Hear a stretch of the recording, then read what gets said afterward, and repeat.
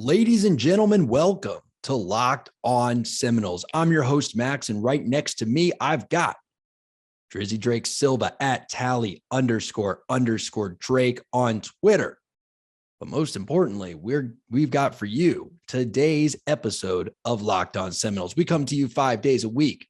That's almost every single day except the days that we all sleep in. Today, we've got a great episode for you. Florida State announced a new director of recruiting operations today. We're going to talk about that hire. We're also going to give a little shout out to the accomplished women's sports teams of Florida State before diving directly into practice updates, practice news, and rounding it out with a couple guys by the names of Jashaun, Corbin, and Jermaine Johnson, who may have made themselves a decent amount of money this past weekend at the NFL Combine. Drake, let's not hold up these people any longer. Roll that video and let's dive in.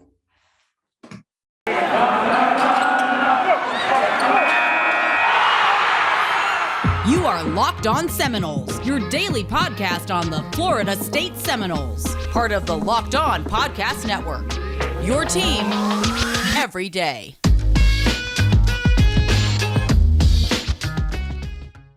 All right, man. It is good to see you. Listeners, it is good to see you. If y'all are on YouTube, make sure you like the video. Make sure you subscribe. We are over 800 now. It's a bit unbelievable, but we get to do what we do 5 days a week because y'all do what you do and tune in 5 days a week.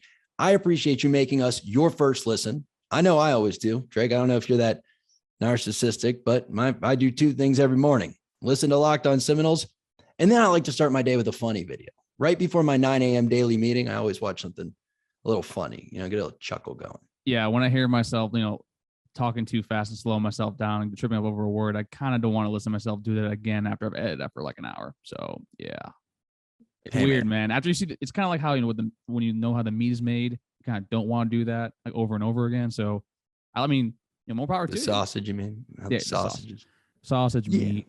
Depends on. I don't know, man. I think that. Well, I don't know. We don't have to go down this road, but the road we're going to go down is Florida State announced a hire on the recruiting front.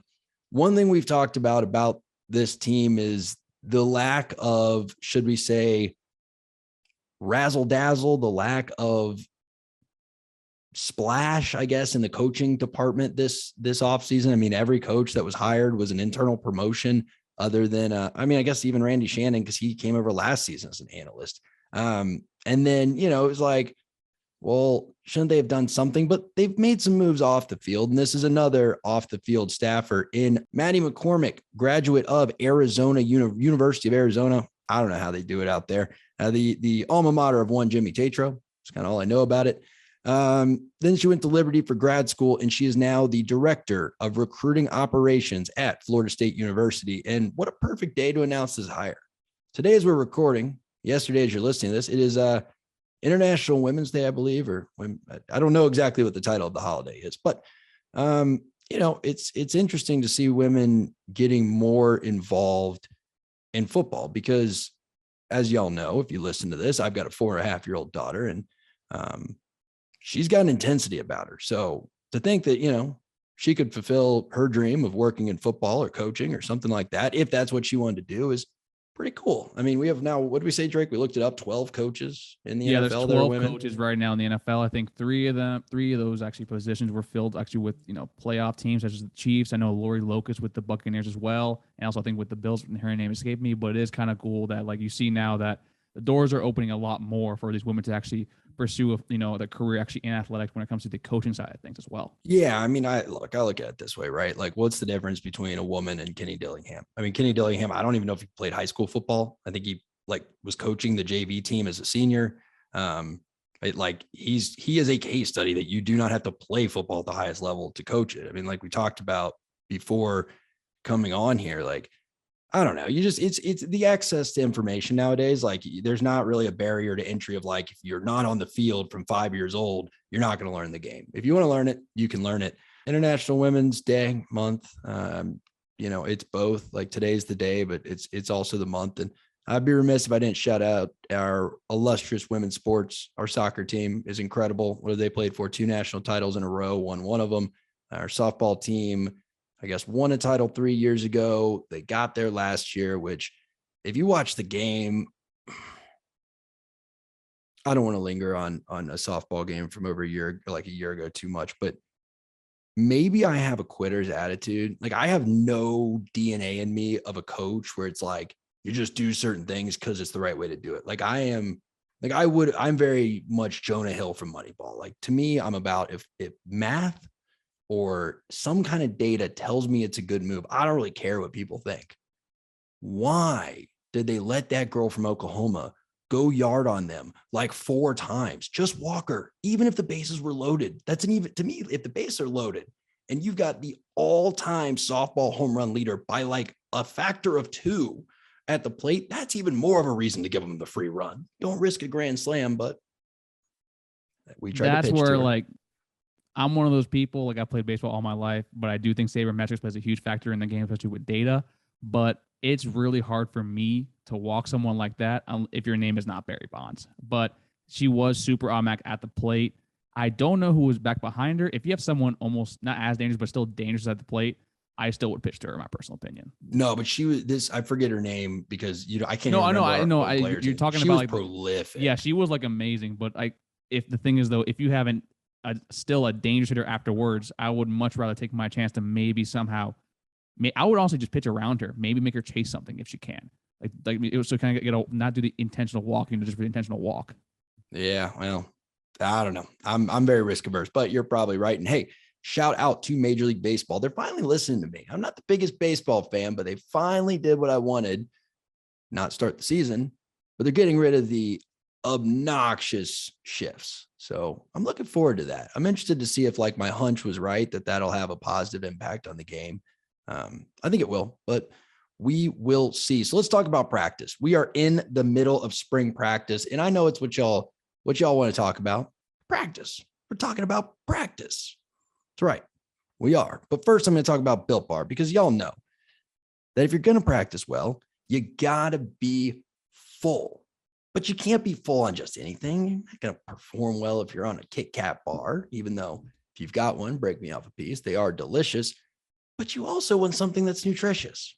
And Built Bar's got both of those things covered for you. You don't have to sacrifice something that you don't have to sacrifice good taste for performance. And that is something so rare in today's world. So go to BuiltBar.com and use promo code LOCKED15 to get yourself a 15% discount on your order.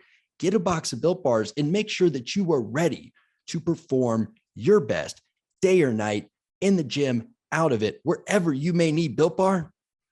It's got your back. BuiltBar.com, promo code LOCKED15. And when you're full on protein, 17 grams of protein, 5 grams of sugar, 5 or 4, depending on the bar, net carbs, well, then it's time to make your best possible decisions. And guys, we all know that it's March Madness, and y'all know I love me some March Madness. I can't remember the last time that, I actually won a bracket or anything like that. So this year I'm gonna hedge my bets a little. And I'm gonna go with Stat Hero, because they have the pick'em contest where you get to pit star players against each other in this really cool daily fantasy hybrid thing during March Madness. And that gives you some control back from the handicappers who are always going to beat you with the lines.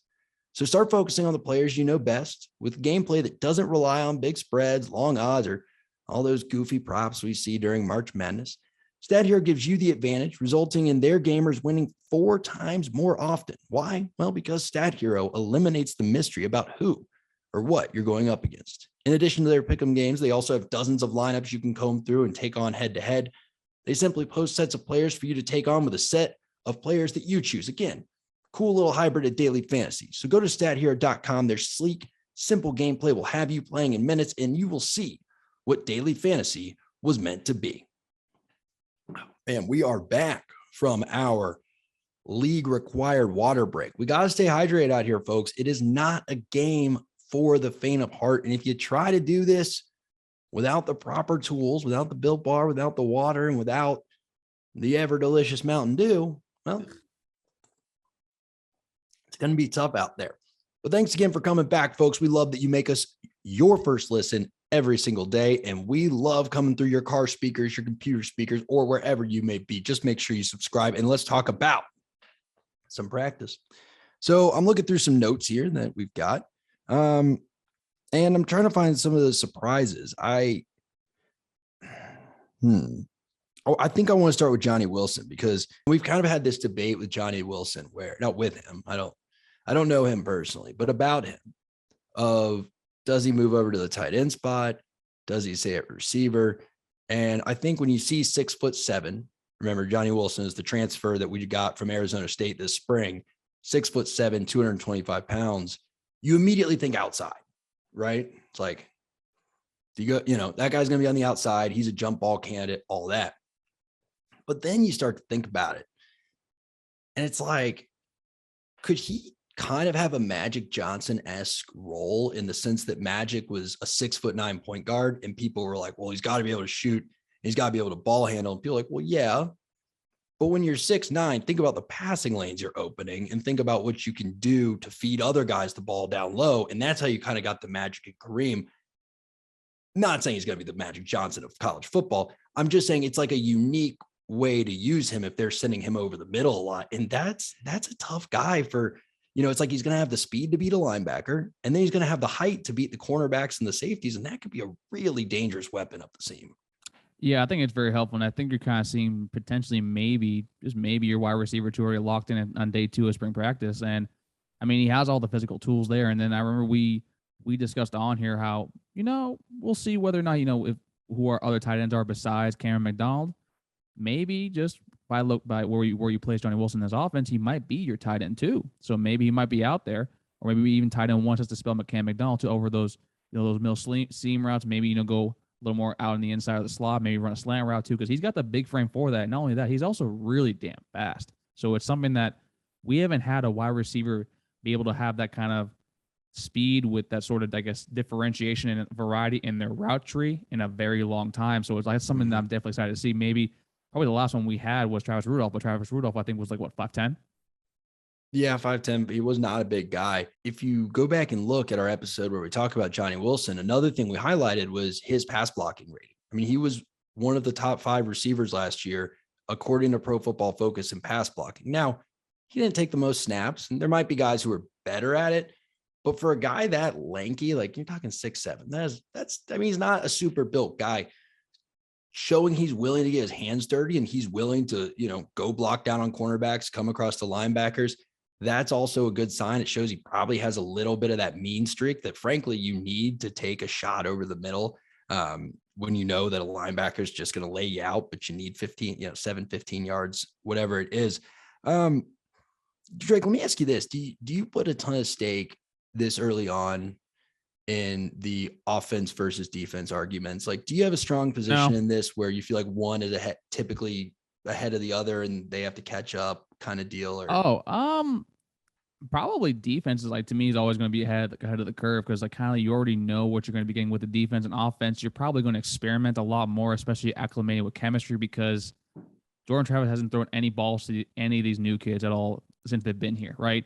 And we're already at day 2. And on defense, we already have our defense already entrenched in there. They already know the playbook to what's going to be called, so they're always going to be ahead. Now, it will be more concerning to me if our offense was just, lighting up the defense, like, oh, okay, so we're this early in the practice and our defense is already absolutely getting torched. Then I would be concerned. But, like, to me, your defense typically has like a step forward for that. Yeah, I think it's typically a bit of a J curve, right? So I think, kind of a J curve where, like, the offense should, in my opinion, initially jump ahead of the defense because they get to call the plays. But to your point, yeah, they probably, first week, how many plays does the entire offense know? You're putting guys in and out. So once the defense figures out like the 6 plays the offense knows, I think they have an advantage. And then the offense learns the playbook. They get their schemes down. But what's interesting about a Norvell practice from all the notes we're seeing is that I think he intentionally tries to mitigate those sort of effects. And he doesn't do a ton of 11-on-11 live football. And when he does, from the videos we've seen, the people I've talked to around the program, I don't know if your sources tell you the same thing, does a lot of situational stuff, likes to keep them moving. Like, it sounds like he pretty much never, at least in the spring, I know we heard this last year, is going to do, 11 on 11, ball starts at the 20. Let's try to go 80 yards. Like there's always kind of a flavor to it. It's always keeping people moving. So, I don't know. I mean, in spring, you kind of want, like, I'm not expecting you to start off, from the 20, run 80 yards. It's the first week of spring practice. I'd much rather you be out there.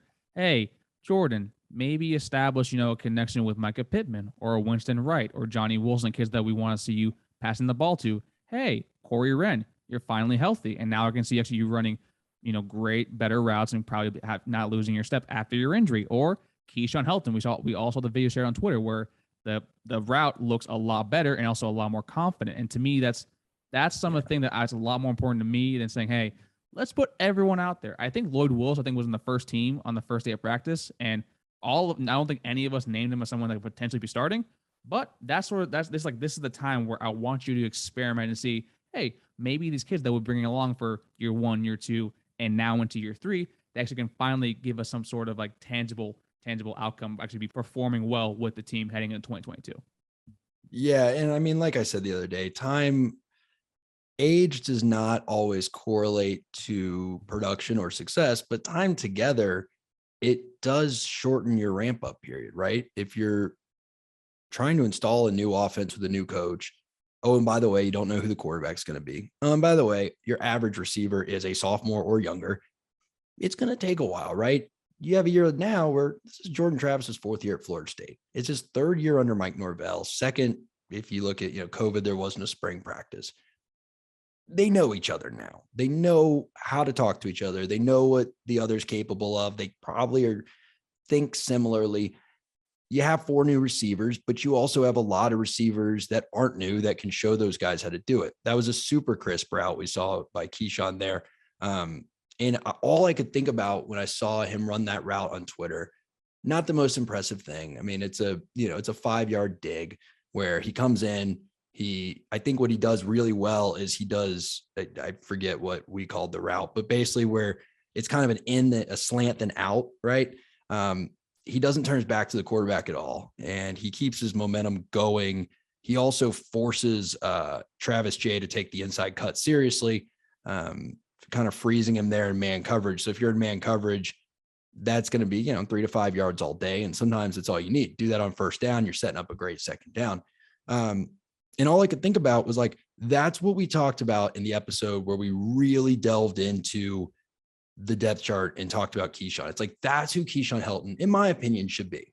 And now I know we also saw a video of him catching, running deep down the field while Ontario Wilson's catching a deep route on the outside and stuff like that. But like, I'm really excited to see when Keyshawn gets to be the number 2 and we're not making him at his size go be the deep threat.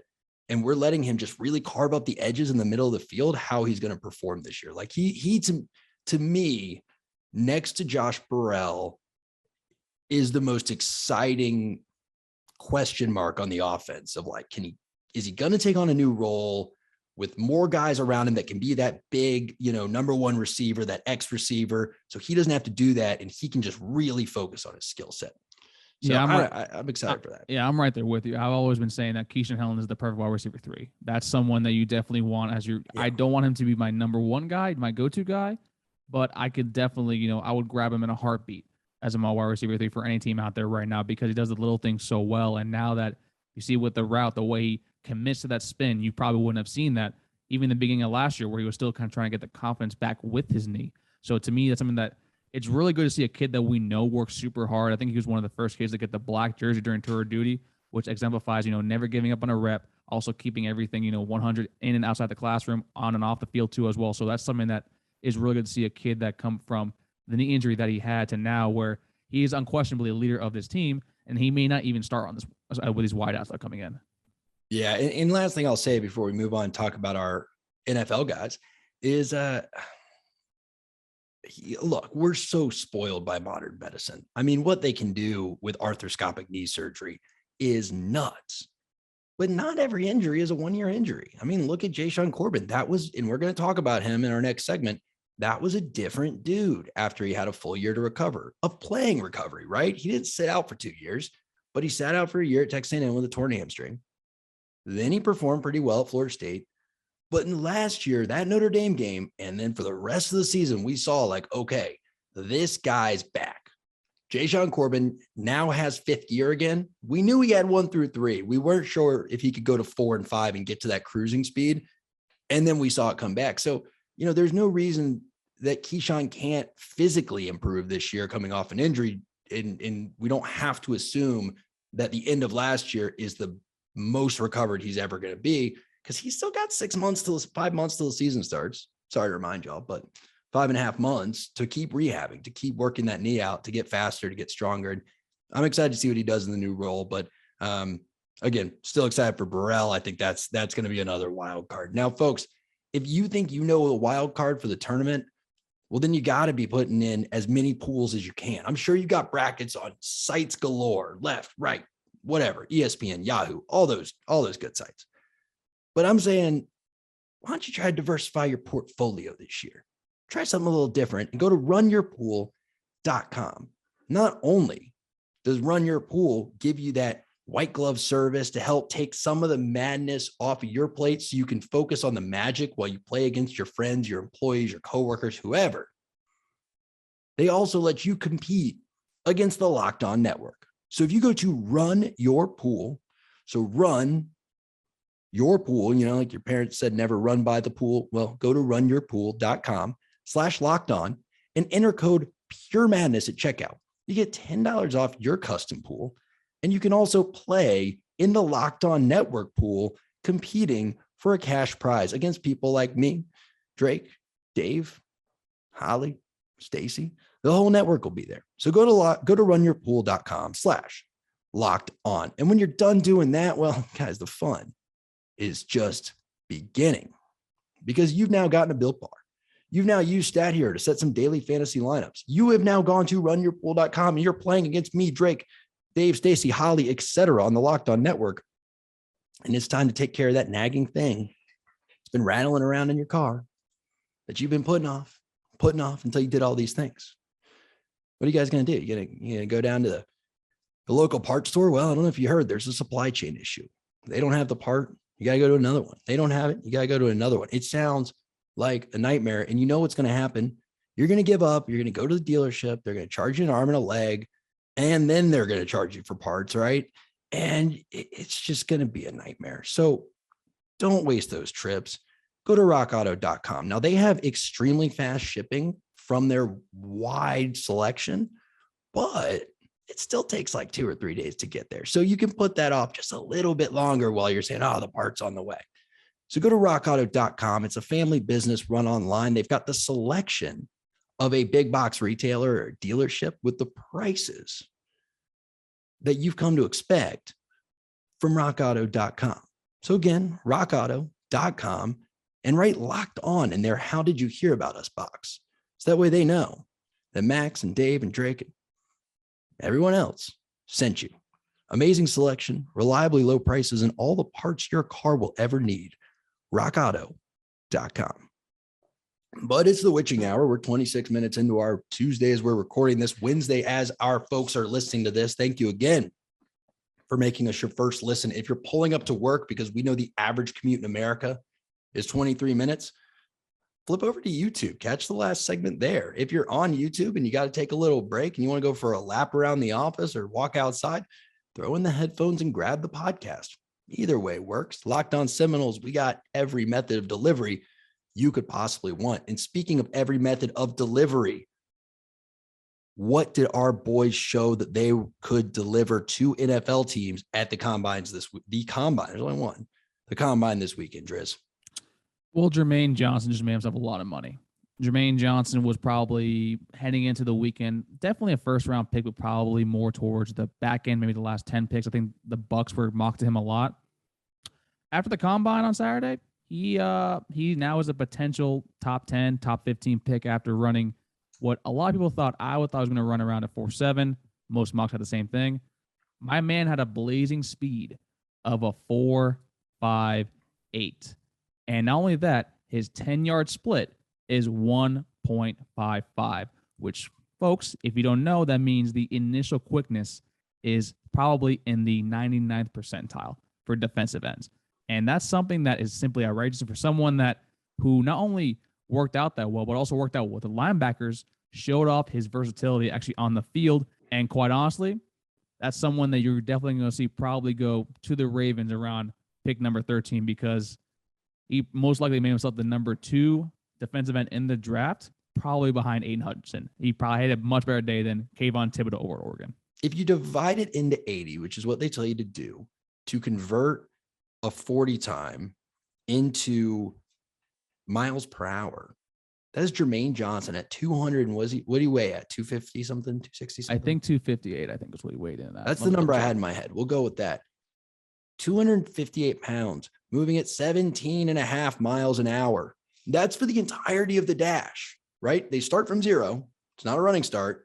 His average speed during that was 17.5 miles an hour for 40 yards. That's mind-blowing. That's a lot of mass moving really fast for a pretty significant amount of time. Like, you're not, how many people do you think, Drake, listening to this podcast could get away from him if they had to? Maybe 5. Maybe if the track team for FSU is listening to this right now, probably just them. Yeah. I mean, that's nuts. Like, that's a different level of speed. Now, what do you make about the linebacker workout? Because at first I thought it was kind of humorous. That was like, yeah, they're going to make him run with the linebackers so he doesn't like embarrass the other DNs. But have you heard anything like, are some scouts looking at him as, hey, maybe he drops 30, not 30, but 20, get him down to 235 and maybe he's a linebacker? Or was that purely just for the 40 time thing? I think it's purely for the 40 time, because I legitimately think that it's going to look like a massive outlier if you have a defense. I mean, there was one defensive end, I think, for Virginia Tech. He ran a 4.38 at like 6'6", like 240, which by that is absurd. But like, if most of the times for a defensive lineman, because also you're running with defensive tackles. So we saw Jordan Davis run a 4.78 as literally Thanos running down the line. I think the Avengers gave him a phone call. But like, most of them were in the 4.9s and like the lower 5. So it's like with Jermaine Johnson, like, why don't you run with linebackers? Because also it could show that you have the speed to kind of be a linebacker if you really want to. But it kind of also highlights how quick he is with the first 10 yards. And also how great he is probably dropping back also in coverage too as well. So that's something that probably it fits better actually with that sort of thing right there. Yeah, I guess for me, he's in a position there. To me, there's 2 reasons you'd work out with a different position group. One, because you kind of need to throw, I don't want to say a Hail Mary, but you're in a position where you're like, I really need to do something, unique. Like I need to differentiate myself in a way that maybe my tape doesn't.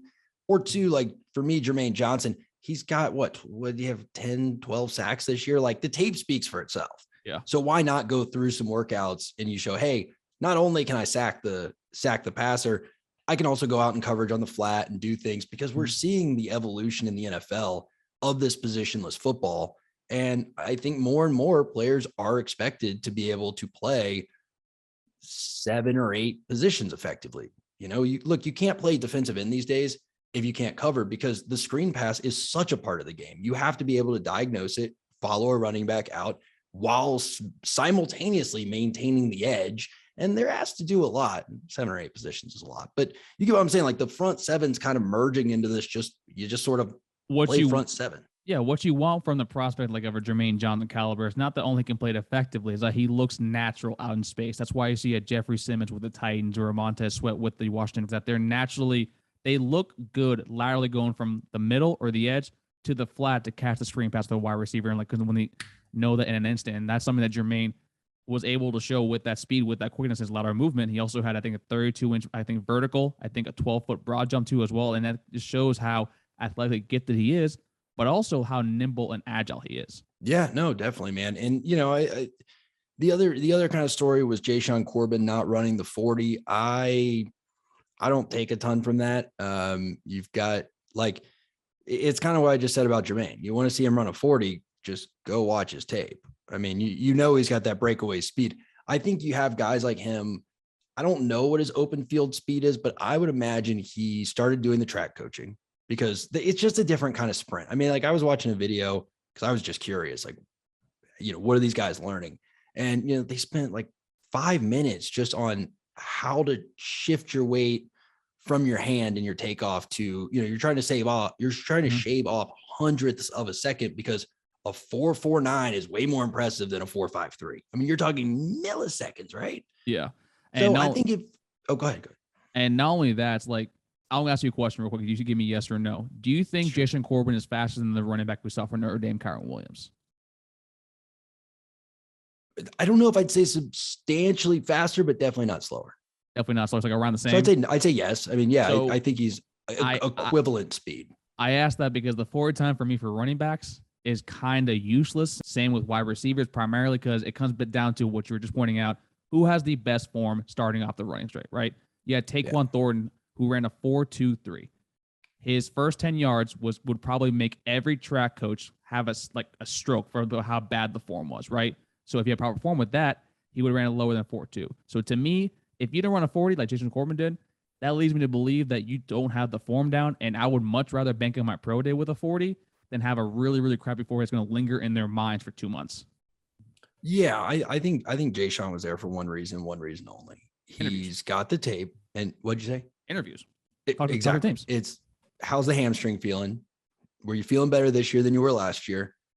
Man, you didn't have the best offensive line there. Like, hey, how's the durability holding up? Those kinds of things. He was there to let team doctors look at him and then to answer questions about it. And I think that was it. And I think he probably did his job. And, look, I'm just looking through last year's picks, right? You look at the first round and, unfortunately, no disrespect to the illustrious, y'all know I'm a big fan, right? Like I got my Dalvin Cook card right here. Devontae Freeman, awesome to watch. Warwick Dunn, still one of my favorite pro players ever to watch. But from what I talked about earlier, a statistical dollars and cents perspective, we're seeing more and more. You really shouldn't be paying your running backs that high or that much, and you really shouldn't be drafting them that high. So, I think Jashaun's probably a third, fourth round guy, maybe fifth. And I'll give him fourth or fifth. Fourth or fifth. And I think some team is going to get a very nice running back. And I think Jermaine is going to make $25 million over the next 5 years. And I think Jashaun's more of a guy where he'll make a couple bucks, don't get me wrong, but he's probably going to be a second contract guy. And if he can stay healthy, if he can stay durable, I think, like I said, a team is going to get a very nice piece in him. So regardless, we wish them the best of luck at the NFL draft. Folks, spring practice is going. It is popping. It is clicking. They are getting ready to go full pads. They've been on the shells. They've been in the shorts, and we are excited to bring you coverage every single day of the week, Monday through Friday. We drop the YouTube at 7 a.m. The podcast, though, comes out at midnight for you late night gym rats. And, Danny, you know who you are, my man. So thanks again for being here, folks. Thanks for making us your first listen every single day. I'm Max at MaxMoody17 on Twitter. That is my better half, Drake, at Tally__Drake on Twitter. And this was Locked On Seminoles. Take care, everybody.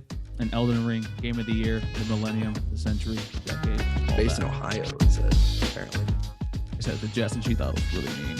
She's from Ohio.